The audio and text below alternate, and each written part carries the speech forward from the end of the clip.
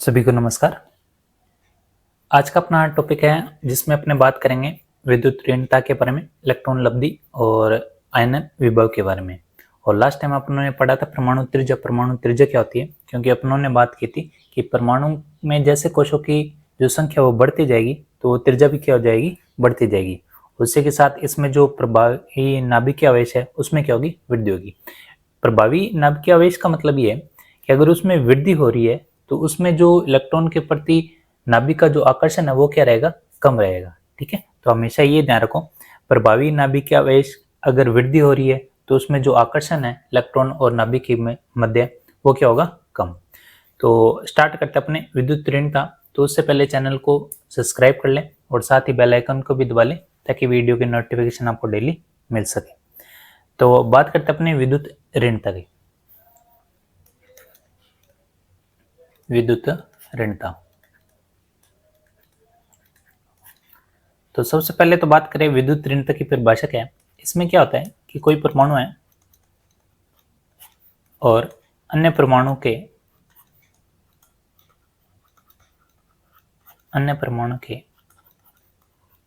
Electron को आकर्षित करने के लिए जो क्षमता होती है, वही क्या कहलाती है, विद्युत ऋणता। यानी ये जो क्षमता है यही क्या कहलाएगी, विद्युत ऋणता। ठीक है, अब इसमें एक क्वेश्चन ये पूछा जाता है कि सर्वाधिक जो विद्युत ऋणता है वो किसकी है। तो सर्वाधिक जो विद्युत ऋणता है वो किसकी है, यानी इसको हमने शॉर्ट में क्या लिख सकते हैं, EN, इलेक्ट्रोनेगेटिविटी। तो किसकी होगी, फ्लोरीन की। कितनी होगी, 4.0। तो इसका क्रम भी ध्यान रख ले, फ्लोरीन की सबसे ज्यादा होती है, उससे कम होती है ऑक्सीजन की और उससे कम होती है नाइट्रोजन की।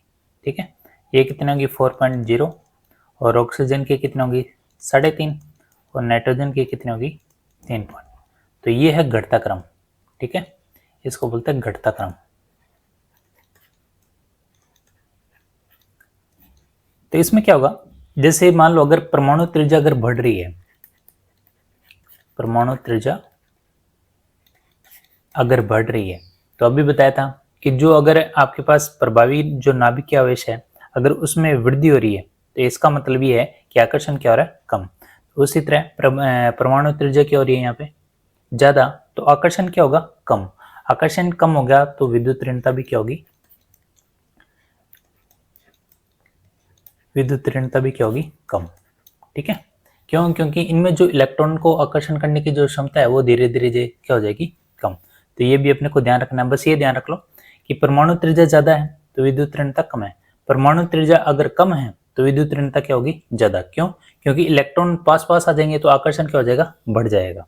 तो ये तो बात होगी किसकी, विद्युत ऋणता की। तो इसमें यही क्वेश्चन बनता है, एक तो डेफिनेशन और सर्वाधिक विद्युत ऋणता किसकी है, फ्लोरीन की। ठीक है, उसके बाद बात करते अपने इलेक्ट्रॉन लब्धि एंथैल्पी। इलेक्ट्रॉन लब्धि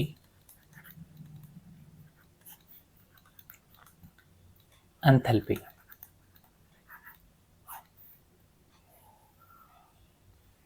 अब इसमें क्या होता है, देखो इसका एक और नाम है, इसको बोलते हैं इलेक्ट्रॉन बंधुता। इलेक्ट्रॉन बंधुता भी इसको ही कहते हैं।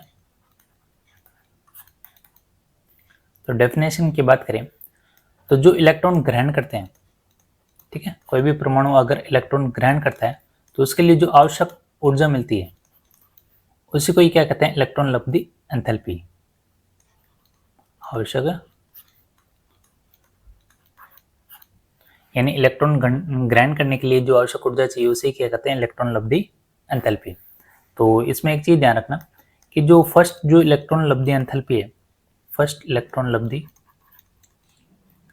एंथैल्पी वो क्या आती है, नेगेटिव। और अगर सेकंड पूछे, सेकंड इलेक्ट्रॉन लब्धि एंथैल्पी, तो वो क्या होगी, पॉजिटिव। ठीक है, इसमें तो क्या होगा, जो आपके पास नेगेटिव है इसमें ऊर्जा का क्या होगा, उत्सर्जन।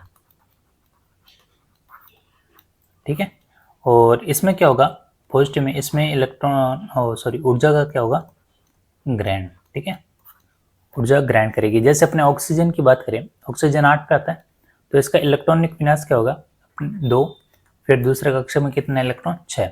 अब देखो यहाँ पे 2 इलेक्ट्रॉन ने इसको पूरे करने अष्टक के लिए, तो ये इलेक्ट्रॉन क्या करेगा, ग्रहण करेगा, ठीक है। तो इलेक्ट्रॉन ग्रहण करेगा तो उस पर कौन सा चार्ज आ जाएगा, माइनस का, ठीक है। तो ये आ जाएगा O-2। तो ये इसी तरह है जो अपने को ध्यान रखना है। ये तो होगी इलेक्ट्रॉन लब्धि एंथैल्पी। तो इसमें अपने देख लेते हैं कि आवर्त सारणी में क्या इफेक्ट पड़ता है इसका। जैसे मान लो अपने लेफ्ट टू राइट जाए और एक होता है अप टू डाउन।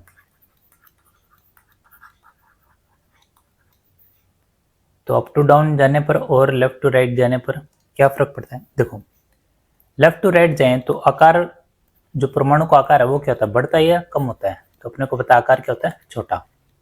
आकार छोटा होगा तो आकर्षण क्या होगा, अभी बात की थी कि इलेक्ट्रॉन पास पास होंगे, तो आकर्षण क्या होगा, ज्यादा।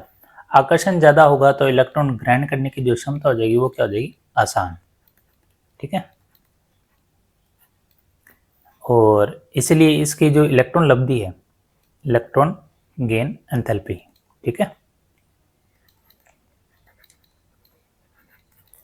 उसमें क्या आएगी, कमी, ठीक है। बस इसमें यही ध्यान रखना है इलेक्ट्रॉन लब्धि एंथैल्पी में, क्योंकि इसमें ऊर्जा चाहिए नहीं, ऊर्जा चाहिए नहीं तो इसका मतलब जो इलेक्ट्रॉन लब्धि एंथैल्पी है उसमें क्या आएगी, कमी। क्योंकि इलेक्ट्रॉन अगर आकर्षण ज्यादा है तो अपने इलेक्ट्रॉन ग्रहण करने की जो क्षमता वो क्या हो जाएगी, आसान हो जाएगी। आसान हो जाएगी तो ऊर्जा चाहिए नहीं, ऊर्जा नहीं चाहिए तो इलेक्ट्रॉन लब्धि जो एंथैल्पी वो क्या हो जाएगी, कम। इसी का उल्टा क्या हो जाएगा, अप टू डाउन में।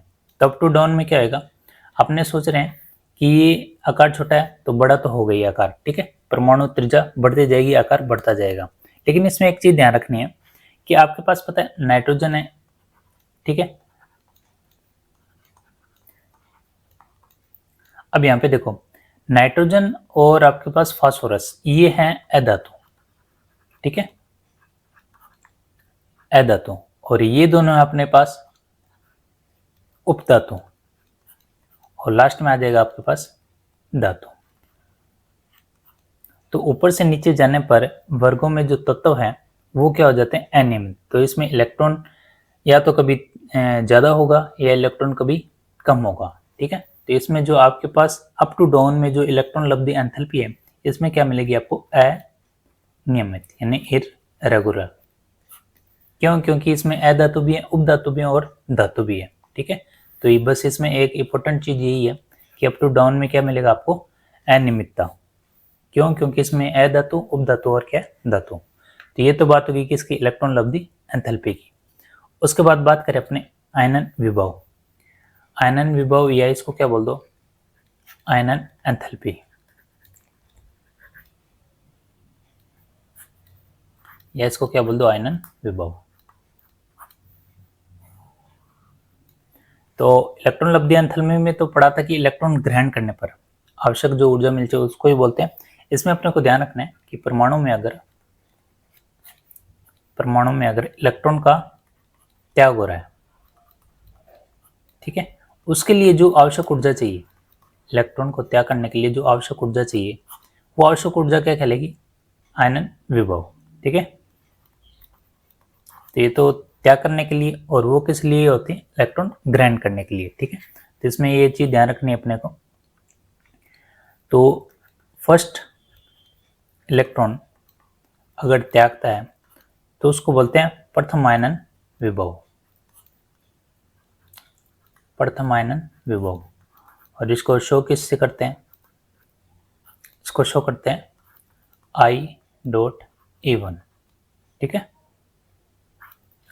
इसी तरह सेकंड अगर इलेक्ट्रॉन त्याग रहा है तो क्या लिखेंगे अपने, द्वितीय आयनन विभव, और इसको भी यहाँ पे क्या लिखेंगे, I.E2 से।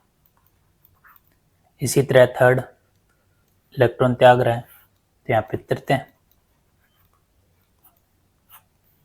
तो यहाँ पे आ जाएगा I.E3।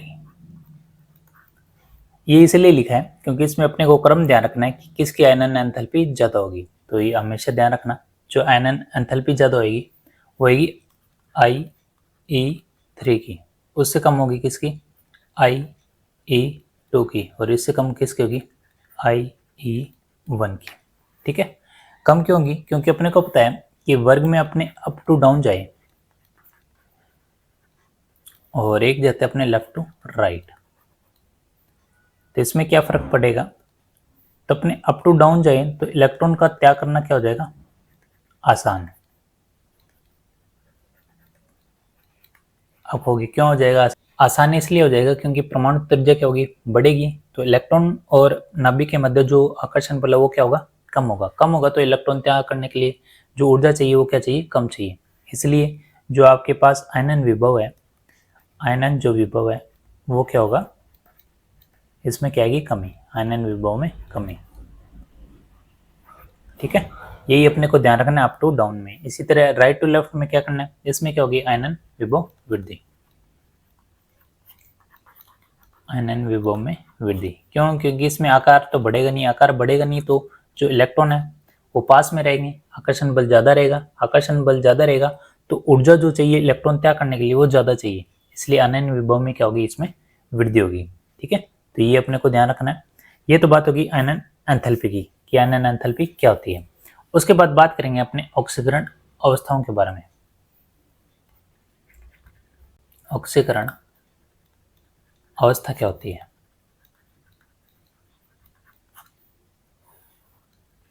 देखो, ऑक्सीकरण अवस्था से पहले अपने को ध्यान रखना है कि अपने को इलेक्ट्रॉनिक विन्यास बनना आना चाहिए। सबसे पहले तो इलेक्ट्रॉनिक विन्यास जो है वो अपने को आना चाहिए, और वो अपनों ने बात भी की थी कि अपनों ने पढ़ा था स्कूल प्रिंसिपल स्कूल, ठीक है। तो ये अपनों ने पढ़ा था, तो एक बार ऐसे ध्यान रख लो। तो सबसे पहले अपने स्केडियम से स्टार्ट करते हैं, और कितने पे आता है? 21 पे, ठीक है। तो पहले अपने 21 सेलेक्ट करें। ये एस वाले भरते अपने 1 2 3 4, ठीक है। पी कितने? पी के लिए कितने? 2, यहाँ पे 3, और ये आपके पास डी कितने पे आएगा? 3 पे, ठीक है। अब एक चीज ध्यान रखना, लास्ट में जो आपके पास बचे, क्योंकि इलेक्ट्रॉन जो त्याग होते हैं लास्ट वाले क्रॉस से ही होते हैं, तो यहाँ पे आपके पास जो 4s और 3d है, तो 3d से पहले जो इलेक्ट्रॉन का त्याग होगा वो किस में होगा? 4s का। क्यों? क्योंकि इसकी एनर्जी क्या होती है यहाँ पे? ज्यादा। तो यहाँ पे अपने को ध्यान रखना है। तो इसमें एक चीज ध्यान रखनी है कि जो ns है और n-1d, इस विन्यास में पहले जो इलेक्ट्रॉन है, पहले ns से इलेक्ट्रॉन त्याग होता है। बस इसमें यही ध्यान रखना है। अब देखो Sc है तो स्केडियम है, यहाँ पे अपने इलेक्ट्रॉन भरे 21 2 2, पी में कितने आ जाएंगे? 6, और यहाँ पे आ जाएंगे आपके पास 2, फिर 6, और यहाँ पे 2, फिर 1, ठीक है। अब यहाँ पे अपने वही है, ग्रुप बना ले। पहले कोष्ठ में 2, इसमें कितने भरे जाएंगे? 8, और फिर यहाँ पे 8 है ही, और लास्ट में ये आपके पास 3 रह गया ना। तो ये एक चीज ध्यान रखें कि लास्ट में जो आपके पास इलेक्ट्रॉन यहाँ पे तागे जाएंगे वो कौन से तागे जाएंगे? 4s के, और 4s में कितने यहाँ पे? 2, क्योंकि s के लिए कक्षक एक ही होता है, तो 2, ठीक है। अब डी में आपके पास ध्यान रखें, डी में कितने होते? 5,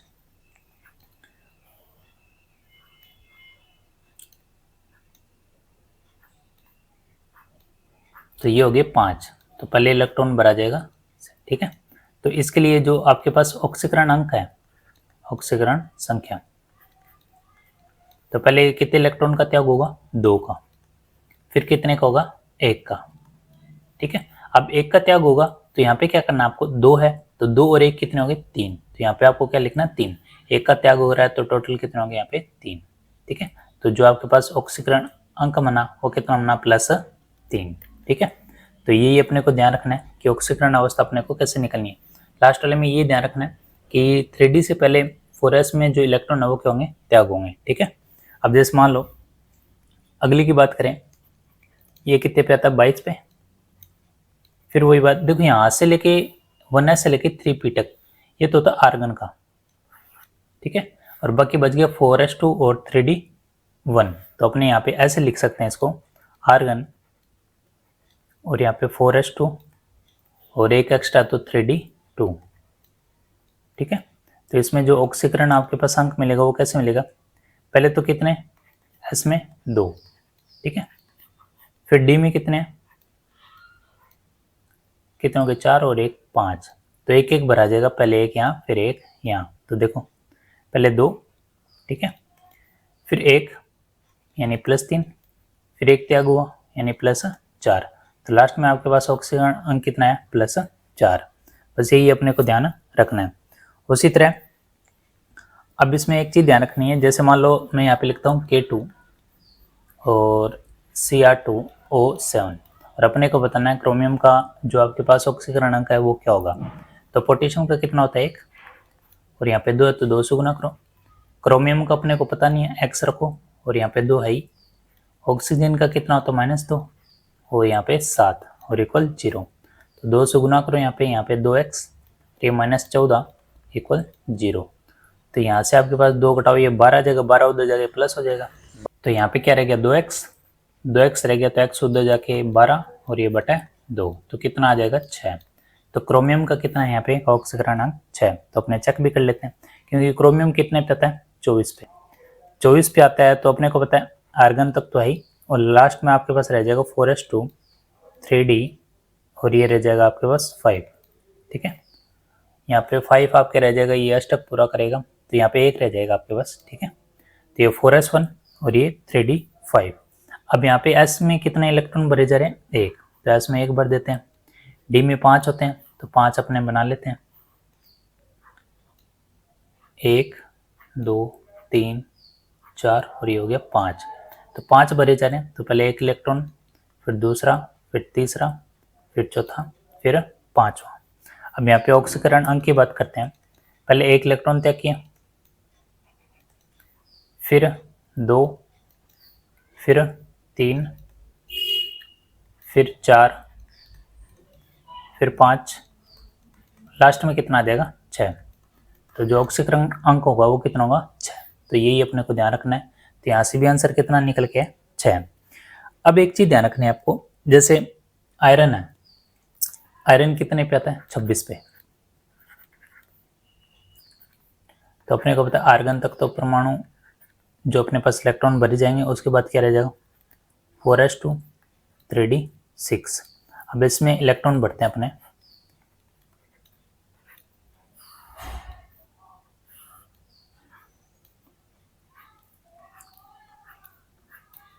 तो 6 बढ़ते हैं अपने, 1 2 3 4 5। अब छठा कहाँ आएगा स्टार्टिंग से यहाँ पे। अब यहाँ पे अपने ऑक्सीकरण अंक की बात करें, तो ऑक्सीकरण अंक क्या होगा, पहले 2 त्यागेगा, ठीक है। अब आपको क्या करना है, यहाँ पे अष्टक पूरा हो गया, और अष्टक क्या, ये आपके पास जो इलेक्ट्रॉन पहला जो कक्षक भरा गया, इसमें आपके इलेक्ट्रॉन पूरे भरे गए, तो आपको क्या करना है लास्ट से स्टार्ट करना है। कैसे, 2 है तो ये कितना हो गया +3, फिर +4, फिर कितना आएगा +5, लास्ट में कितना आएगा +6, ठीक है। तो यहाँ पे आपके पास कितना आएगा 6, क्योंकि इसमें इलेक्ट्रॉन पहले ही भरे गए हैं, तो इलेक्ट्रॉन त्यागने की जरूरत नहीं है, ठीक है। तो आप कहोगे यहाँ पे पहले क्यों त्यागे, तो अपनों ने बात की थी कि ऊर्जाओं में जो अंतर है उसके कारण 4s में क्या होगा, इलेक्ट्रॉन पहले त्यागे जाएंगे, बिना इलेक्ट्रॉन त्यागे अपने डी में पहुंच नहीं सकते, इसलिए 4s में पहले इलेक्ट्रॉन त्यागे जाएंगे। फिर यहाँ पे आ जाएगा आपके पास 3 4 5 6, तो लास्ट में कितना आ जाएगा ऑक्सीकरण अंक 6।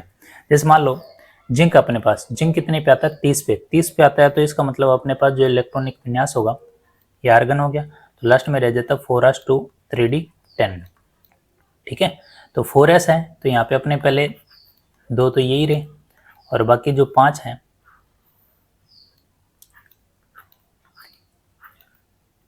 तो यहाँ पे इलेक्ट्रॉन भर देते अपने, तो 5 तो ऐसे भरे जाएंगे और उसके बाद ऐसे, ठीक है। अब ये देखो यहाँ से आप क्या करो, तो जिंक में क्या करना अपने को, प्लस से इसके ऑक्सीकरण अंक क्या होता है +2, कैसे होएगा वो, तो पहले जो s जो आपके पास कक्षा है वहाँ से इलेक्ट्रॉन त्यागे जाएंगे कितने 2, तो यहाँ से त्यागेंगे +2। फिर देखो यहाँ पे कोई सिंगल नहीं है, सारे के सारे जो आपके पास इलेक्ट्रॉन है वो भरे जा चुके हैं, तो यहाँ से इलेक्ट्रॉन त्याग नहीं होगा।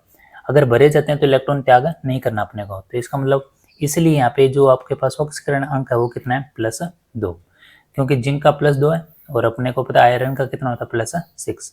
बस यही अपने को ध्यान रखना है कि इन दोनों में अंतर क्या होगा।